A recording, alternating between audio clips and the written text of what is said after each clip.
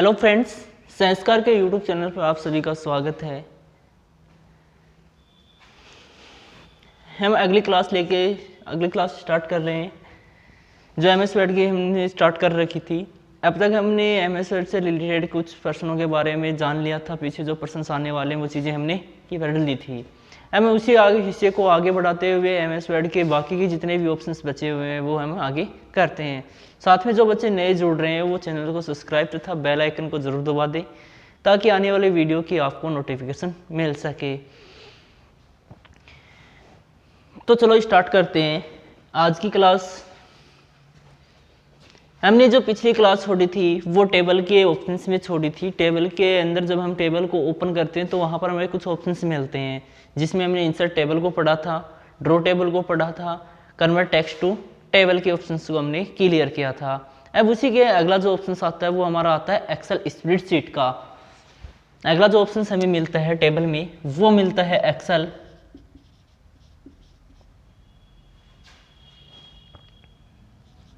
Spreadsheet.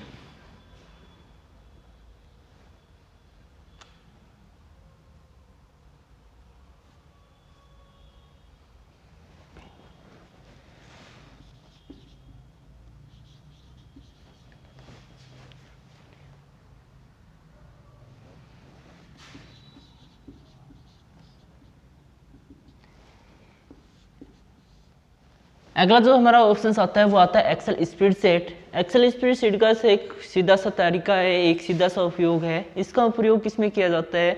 जब आपको word की फाइल से वर्क को कर अन्य फाइल में वर्क करना हो, और वो अन्य फाइल कौन सी? एक्सेल की फाइल में यदि आपको वर्क करना हो, मतलब वर्ड की फाइल को छोड़कर आपको एक्सेल के फाइल में वर्क कर उसको वर्ड की फाइल में लेके आना हो, उस कंडीशंस को कंप्लीट करने के लिए किसका यूज किया जाता है? एक्सेल स्प्रेडशीट का यूज किया जाता है।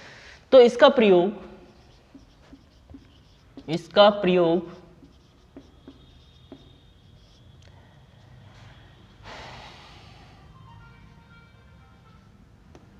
एक्सेल शीट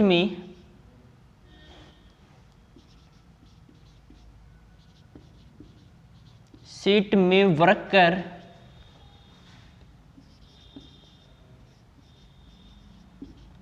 वर्ड की फाइल में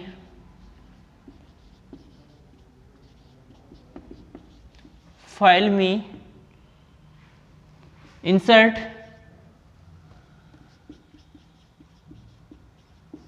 वर्ड की फाइल में इंसर्ट करने के लिए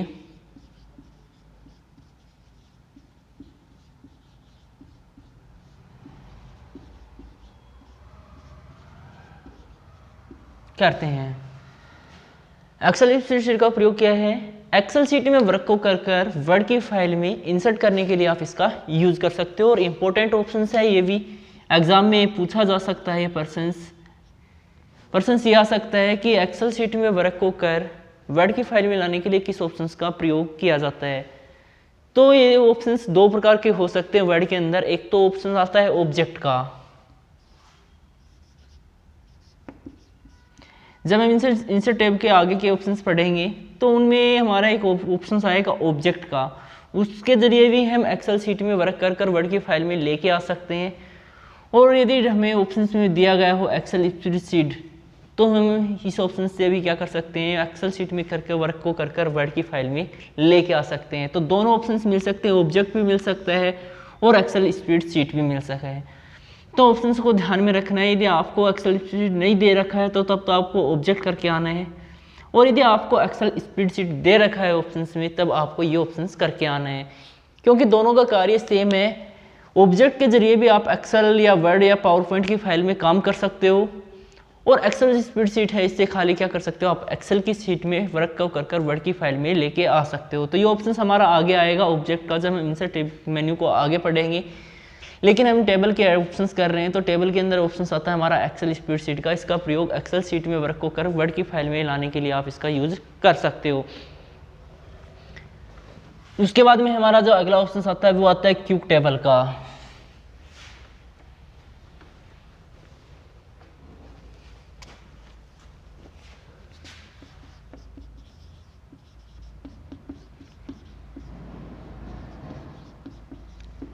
अगला ऑप्शन हमारा आता है क्यूब टेबल का। क्यूब टेबल का प्रयोग पता ही होगा आपको। इसका प्रयोग किसके लिए किया जाता है? डॉक्यूमेंट फाइल जो प्रोग्राम होता है आपका, जो डॉक्यूमेंट फाइल होती है, हर में क्या होता है, पहले से इस प्रोग्राम में एक ऐसी कंडीशंस फीड की जाती है जो इसमें आपके टेबल के फॉर्मेट पहले से मौजूद हों।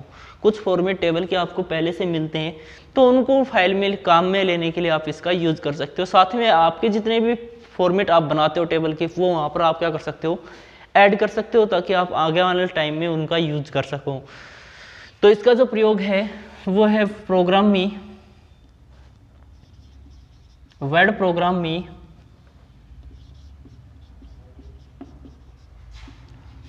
पहले से बने हुए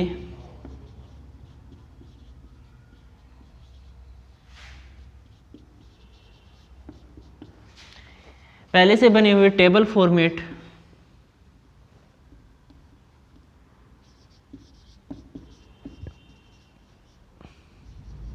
फॉर्मेट इसमें सेव रहते हैं, इसमें सेव रहते हैं, जहाँ से उन्हें कार्य के अनुसार फाइल में यूज किया जा सकता है।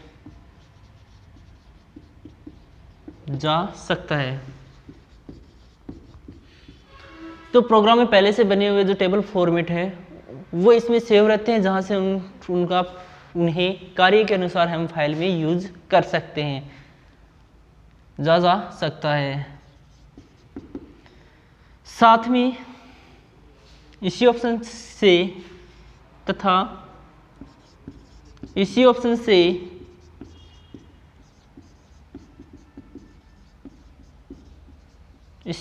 से नए फॉर्मेट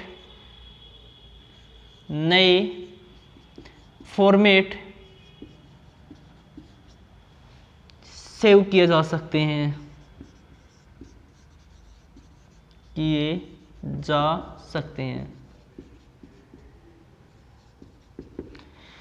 तो टेबल के फॉर्मेट आदि आपको सेव करने हैं, तब भी किसका यूज किया जाता है? क्यूब टेबल का यूज किया जाता है। और पहले से बने हुए टेबल फॉर्मेट का आप यूज करना चाहो तब भी किसका यूज किया जाता है? क्यूब टेबल्स का यूज किया जाता है एमएस वर्ड के अंदर। तो ये ऑप्शंस आपका टेबल के जो कुछ ऑप्शंस साथ में आते हैं उस ऑप्शंस के वो ये कंप्लीट हो जाते हैं। अब हम टेबल की जो एडवांस ऑप्शंस ओपन होते हैं, जो एडवांस जब भी हम टेबल इंसर्ट करते हैं उस समय लास्ट में हमारी 2 टैब ओपन होती हैं जब टेबल हम यूज़ कर रहे होते हैं। एक तो डिज़ाइन की यूज़ होती है और एक होती है आपकी लेआउट की। तो हमारे एडवांस मेन्यू ओपन होते हैं जो टेबल से रिलेटेड हैं।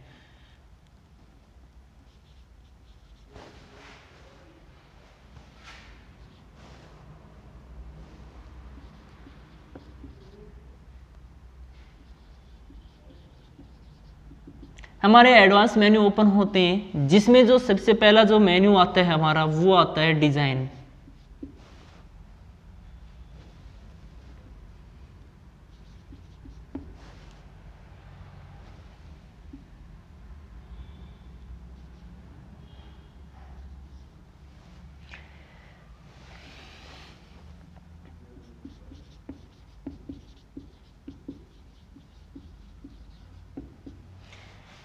वहाँ पर स्पेलिंग देख लेना, आपको स्पेलिंग थोड़ी सी मिस्टेक मिलेगी डिज़ाइन की। वैसे उस ऑप्शन को बोलते हैं हम डिज़ाइन मेन्यू। इसका प्रयोग किसके लिए किया जाता है? फाइल में डिज़ाइन वगैरह को अपलोड करने के लिए आप क्या कर सकते हो, इसका यूज़ कर सकते हो। टेबल जो बनाई है आपने उसको डिज़ाइन देने के लिए इस डिज़ाइन मेन्यू का यूज़ किया जाता है। जैसे उसके कलर में आपको कोई परिवर्तन करना है, कुछ कलर डालना है, या फिर ड्रॉ टेबल का यूज़ करना है, या फिर आपको टेबल को कोई लाइनों को हटाना है, तो उस पूरी डिज़ाइन को कंट्रोल करने का कार्य किसका होता है? डिज़ाइन मेन्यू का होता है टेबल के अंदर।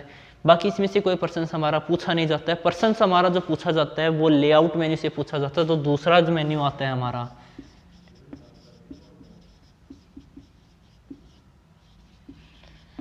जब भी टेबल से कोई पर्सन बनता है तो ज़्यादा संभावना हमारी इसी मेन्यू से होती है, और ये मेन्यू आपकी क्या होती है, इंपॉर्टेंट होती है। मेन्यू ये टैब है आपकी इंपॉर्टेंट होती है। ज़्यादातर पर्सन यहीं से पूछे जाते हैं, वर्ड से यदि पूछे जाते हैं तो।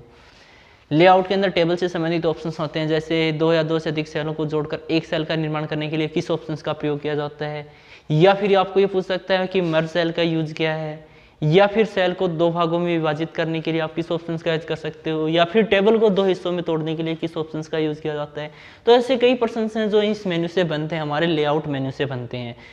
तो इस लेआउट मेन्यू के हम हर ऑप्शंस को करके देखेंगे ताकि आपके पर्सन्स में कोई दिक्कत नहीं आए जब भी एग्जाम में कोई पर्सन्स आता है। तो लेआउट के अंदर सबसे पहला जो ग्रुप हमारा आता है, सबसे पहला जो ग्रुप आता है लेआउट मेन्यू का, वो हमारा आता है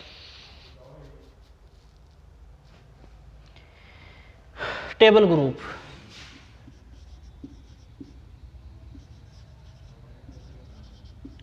टेबल ग्रुप का सबसे पहला जो हमारा ऑप्शन आता है वो टेबल ग्रुप का ही आता है इसके अंदर।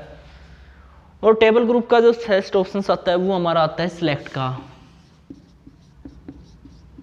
तो सिलेक्ट के नाम से ही हमें पता है कि इसमें क्या होगा, सिलेक्ट होगा।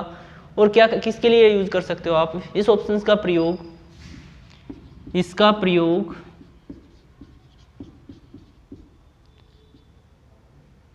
टेबल में सेल, रो तथा सेल, रो, कॉलम तथा ऑल टेबल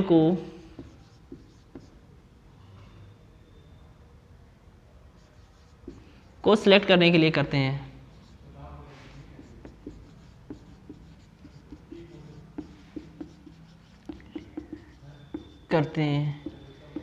तो जो टेबल आपने बनाई है उस टेबल में सेल, रो और कॉलम तथा ऑल टेबल को सिलेक्ट करने के लिए यूज कर सकते हो।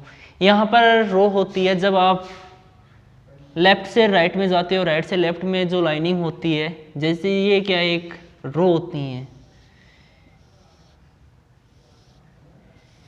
ये हमारी रो होती है, इनको बोलते हैं रो।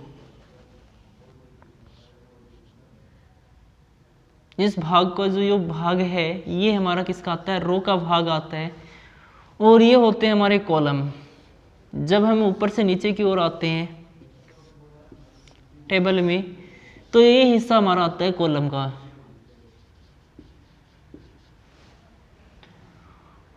और जो ये हिस्सा हमारा बनता है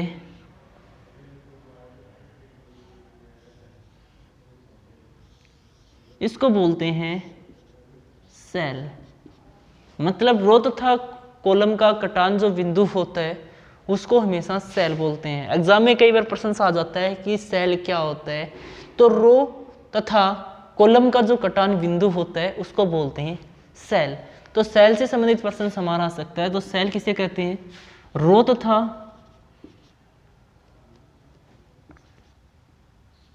कॉलम का कटान बिंदु सेल कहलाता है। तो ये चीज हमेशा ध्यान में रखना। तो रो तथा कॉलम का कटान बिंदु क्या कहलाता है, सेल कहलाता है। तो यहाँ से प्रश्न कई बार पूछ लेता है एग्जाम में, इंपॉर्टेंट चीजें हैं ये हमारी कि सेल क्या होता है। तो सेल क्या होता है, रो तथा कॉलम का जो कटान बिंदु होता है उसको बोलते हैं सेल। ये होता है आपका कॉलम। जब हम ऊपर से नीचे की ओर आते हैं ये होते हैं हमारे सेल, और लेफ्ट से राइट की ओर जाते हैं ये होते हैं हमारी रो। तो सिलेक्ट का ऑप्शन किसके लिए किया जाता है, सिलेक्ट का प्रयोग किया जाता है टेबल में सेल, रो, कॉलम तथा ऑल टेबल को आप सिलेक्ट करने के लिए आप इस ऑप्शन का यूज कर सकते हो। दूसरा जो ऑप्शन हमारा इसके अंदर आता है वो आता है view grid lines.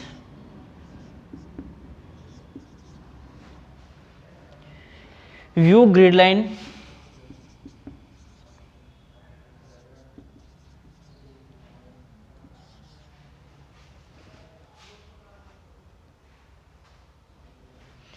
View grid lines का यूज किसके लिए किया जाता है, जब हम टेबल के अंदर कोई डिज़ाइन अप्लाई कर देते हैं, इंसर्ट कर देते हैं, उस कंडीशन से में हमें रो और कॉलम अलग अलग नहीं दिखाता है, खाली हमें रो ही दिखाते हैं। तो टेबल में ग्रिड लाइन्स मतलब लाइनों को दर्शाने के लिए, जो बॉर्डर लाइनें होती हैं उनको दर्शाने के लिए, उन हिस्सों को दर्शाने के लिए किसका यूज किया जाता है? व्यू ग्रिड लाइन्स का यूज किया जाता है।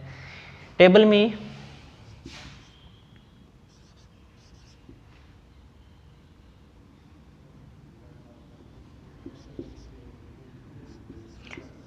में ग्रिड लाइन को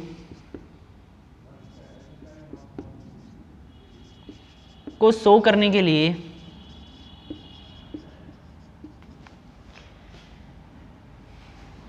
शो या हाइड करने के लिए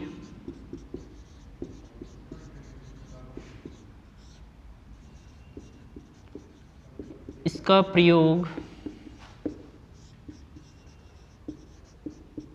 किया जाता है। तो इसका प्रयोग किसके लिए किया जाता है? सेल तथा रो को तो हम सेलेक्ट कर लेंगे, और इसका प्रयोग किया जाता है जब कोई डिज़ाइन हम अपलोड कर देते हैं, उस समय हमें ग्रिड लाइन नहीं दर्शाता है, तो ग्रिड लाइन को शो या हाइड करने के लिए आप इस ऑप्शन का यूज़ कर सकते हो। उसके बाद में इसमें अगला जो हमारा ऑप्शन आता है वो आता है प्रॉपर्टीज़ का। प्रॉपर्टीज़ का यूज किसके लिए किया जाता है? टेबल से संबंधित यदि आपको कोई जानकारी प्राप्त करनी, जैसे रो की हाइट कितनी है या फिर कॉलम की चौड़ाई कितनी है, या फिर आपको किसी सेल का कलर चेंज करना है या कोई परिवर्तन करना है आपको उसमें, तो वो कंडीशंस होती है आपकी प्रॉपर्टीज की। तो टेबल से संबंधित प्रॉपर्टी जानने तथा उसमें कोई परिवर्तन करने के लिए आप इसका यूज कर सकते हो। तो हमारा जो तीसरा जो ऑप्शन हमें इससे मिलता है वो मिलता है प्रॉपर्टीज का।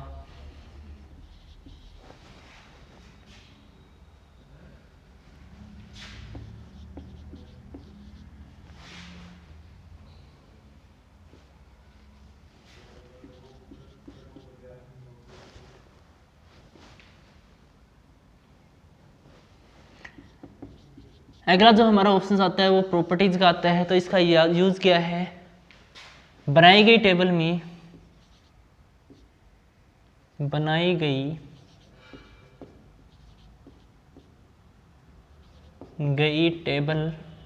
गई टेबल से संबंधित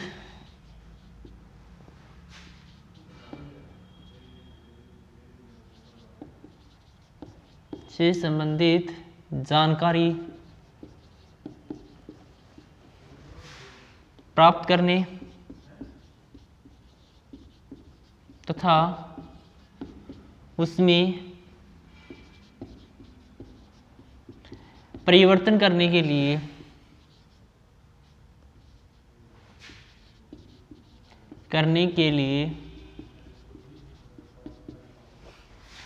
इसका प्रयोग किया जाता है।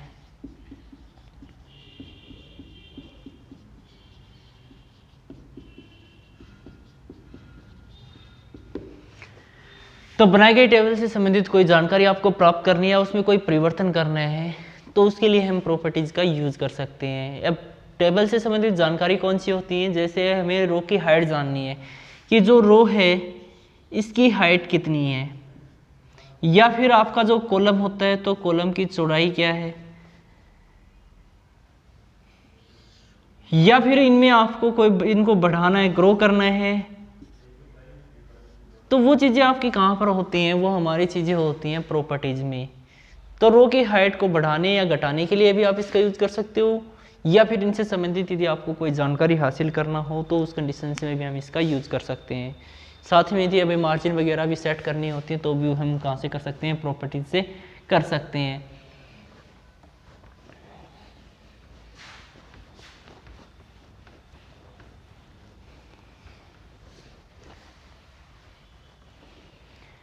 उसके बाद में हमारा जो अगला जो ऑप्शन आता है वो डिलीट का आता है।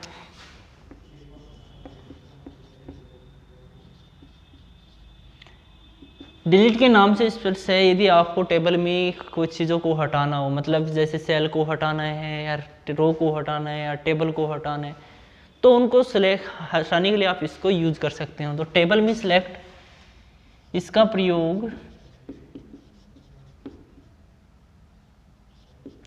टेबल में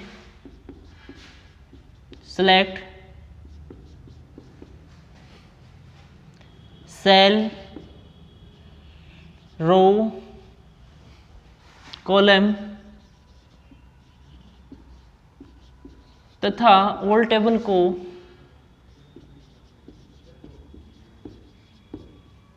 को हटाने के लिए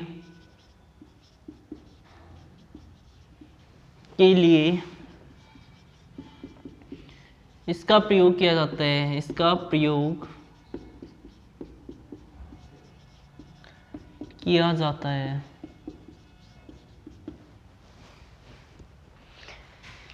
तो रो तथा टेबल को हटाने के लिए आप इसका क्या कर सकते हो, इसका यूज कर सकते हो।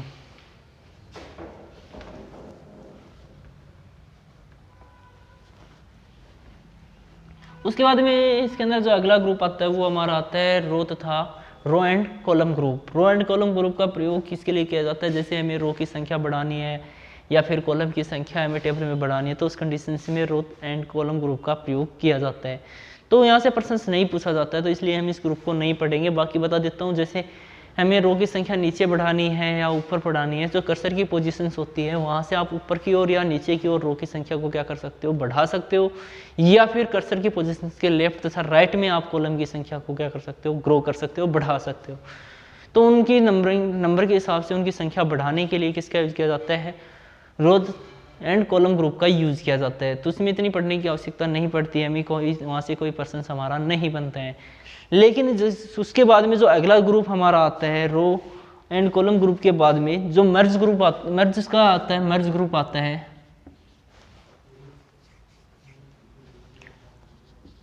मर्ज ग्रुप का अगला जो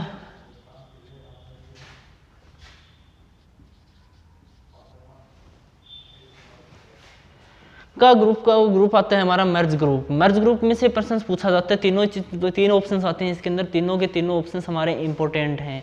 इसमें जो सबसे पहला जो ऑप्शन पूछा जाता है वो पूछा जाता है जैसे दो या दो से अधिक सेलों को जोड़कर एक सेल का निर्माण करने के लिए किस ऑप्शंस का यूज किया जाता है, तो वो ऑप्शन हमारा आता है मर्ज ऑप्शंस। मर्ज ऑप्शंस के जरिए आप दो या दो से अधिक सिलेक्ट सेलों को जोड़कर क्या कर सकते हो, एक सेल का निर्माण कर सकते हो।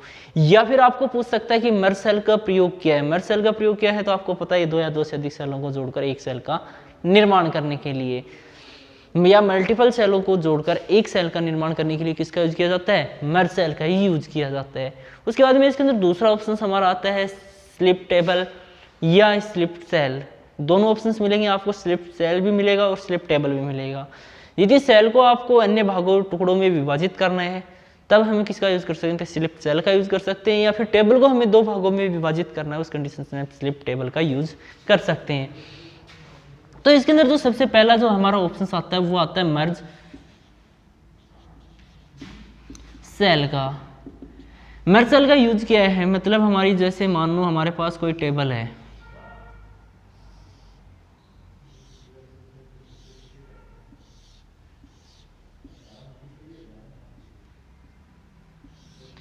ये कोई हमारी टेबल है, मान लो इसमें रो तथा कॉलम दोनों चीजें हमारे पास उपलब्ध हैं। तो इसके अंदर क्या होता है, जो सिलेक्ट किए हुए सेल, मानो हमने ये सेल सिलेक्ट किए हैं, इतने सेल हमने सिलेक्ट कर लिए और हमने ये ऑप्शन सिलेक्ट कर लिया, तो इसका जो कार्य होगा ये किस में परिवर्तित हो जाएगा, ये परिवर्तित हो जाएगी आपकी टेबल। जो सेल आपने सिलेक्ट किए हैं वो तो एक बन जाएंगे,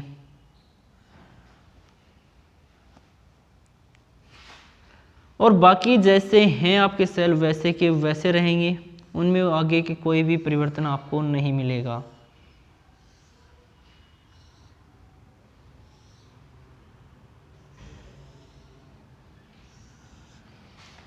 तो सिलेक्ट किए हुए मतलब आपने इतने सेल यहाँ से सिलेक्ट किए और उसका क्या बन गया, एक सेल बन गया। तो इस कंडीशन को कंप्लीट करने का कार्य किसका होता है, मर्ज सेल का यूज होता है। तो इसका जो प्रयोग है, इसका प्रयोग दो या दो से अधिक सिलेक्ट सेलों को जोड़कर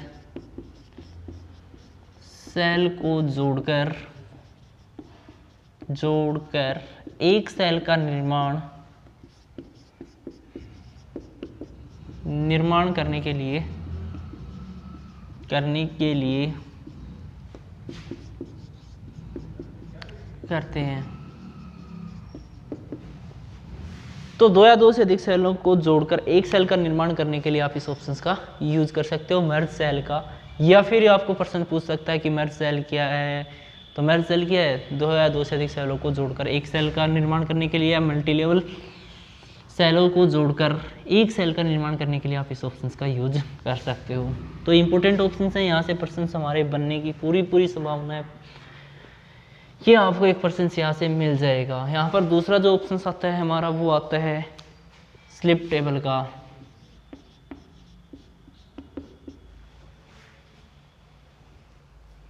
स्लिप सेल का ये ऑप्शन हमारा आता है, ये किसके लिए यूज होता है, सेलों को दो भागों में विभाजित करने के लिए। मतलब हमारे पास कोई सेल, हमने जैसे पिछली जो टेबल ली थी उसी के अकॉर्डिंग चलते हैं। हमारी ये टेबल थी, हमने इसको इस रूप में बना लिया था।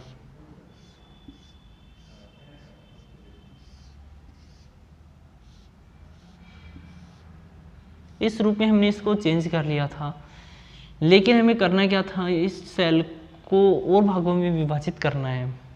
तो इसको किस रूप में चेंज करना है आपको, मानो हमें जो सेल हमने बनाया था यहाँ पर, ये वाला जो सेल है, इसको अन्य भागों में, टुकड़ों में तोड़ने के लिए आप इसका यूज कर सकते हो।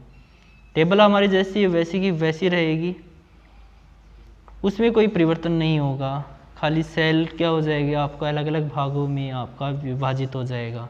मतलब एक ही सेल के आपने अन्य टुकड़े कर दिए, तो उसके लिए किसका यूज किया जाता है, सेल स्लिप सेल का। सिलेक्ट सेल को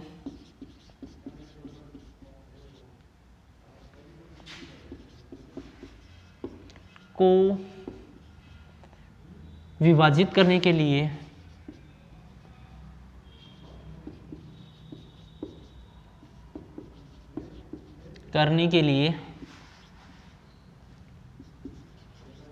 करते हैं।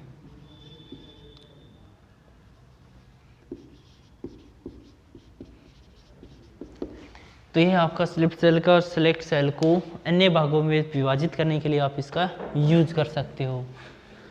उसके बाद में हमारा ऑप्शन आता है स्लिप टेबल का, टेबल को दो भागों में तोड़ने के लिए। तीसरा ऑप्शन आता है स्लिप्ड टेबल, ये भी इंपॉर्टेंट है ऑप्शन है आपका। इसका प्रयोग किसके लिए किया जाता है, जैसे हमने कोई टेबल बना रखी है,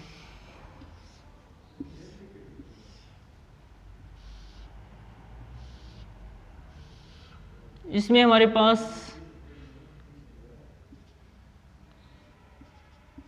4 रो और 4 कॉलम है।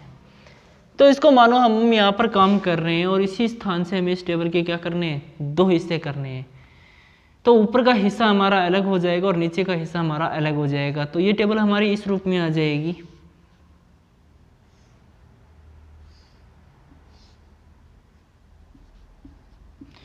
चार कॉलम जैसे हैं वैसे के वैसे रह जाएंगी, लेकिन रो यहाँ पर 2 हो जाएंगी और इनके बीच में गैप आ जाएगा।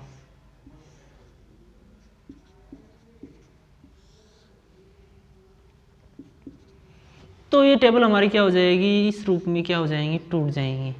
तो टेबल के यहाँ से 2 हिस्से हो जाएंगे। तो टेबल को 2 भागों में विभाजित करने के लिए टेबल को 2 भागों में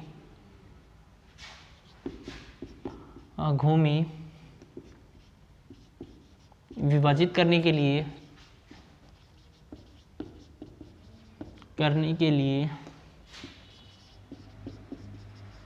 इसका प्रयोग किया जाता है।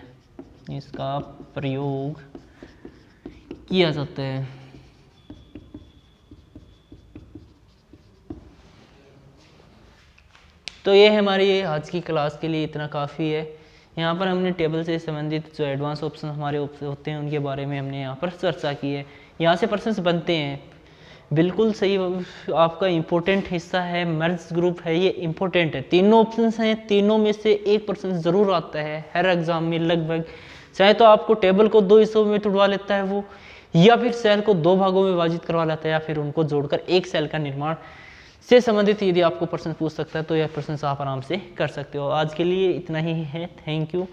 और जो बच्चे नए जुड़ रहे हैं वो चैनल को सब्सक्राइब जरूर करें और बेल आइकन को दबा दें ताकि आने वाली वीडियो की नोटिफिकेशंस आपको मिल सके।